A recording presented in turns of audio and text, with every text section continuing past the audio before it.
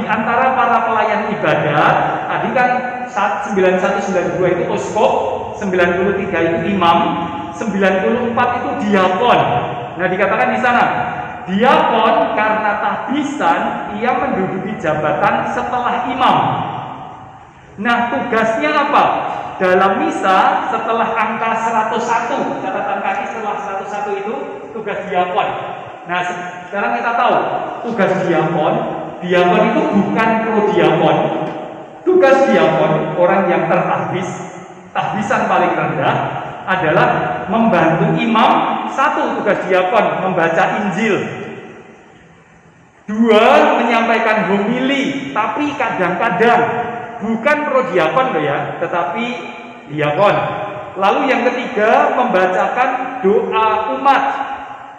Lalu 4, mempersiapkan altar dan bahan persembahan. Lalu 6, melayani komuni umat.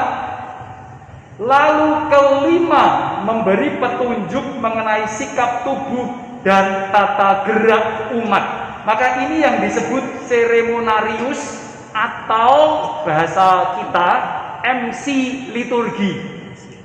Jadi dia nanti mengajarkan, maka sekarang kita tahu memberikan petunjuk sikap tubuh tata gerak umat. Maka yang menyampaikan, yang boleh terima komuni adalah mereka yang begini, itu si diakon.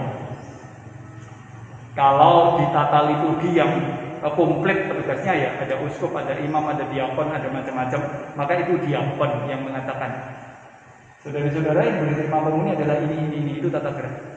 Atau dalam misa dengan demikian menurut 94, setiap tata gerak itu boleh diserukan Bapak Ibu. Jadi misalnya Tuhan sertamu misalnya, atau ketika doa syukur agung gitu ya, privasi Tuhan sertamu. Sebelum itu diakon bisa mengatakan umat berdiri, maka Tuhan sertamu, umat sudah berdiri.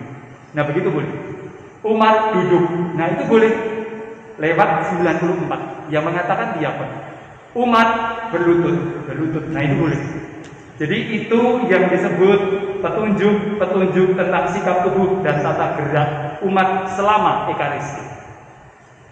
Ketika pastor misalnya ketika mau pulang masuk membungkuk ke altar misalnya, ketika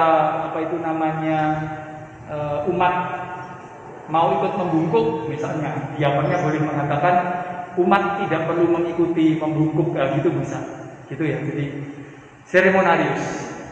Jadi nanti kalau ketika misa ada keributan, diakon bisa mengatakan umat dimohon hening, gitu. Bisa. Itu kalau ada seremonariusnya. Karena kita nggak ada, ya jatuhnya ke tata laksana.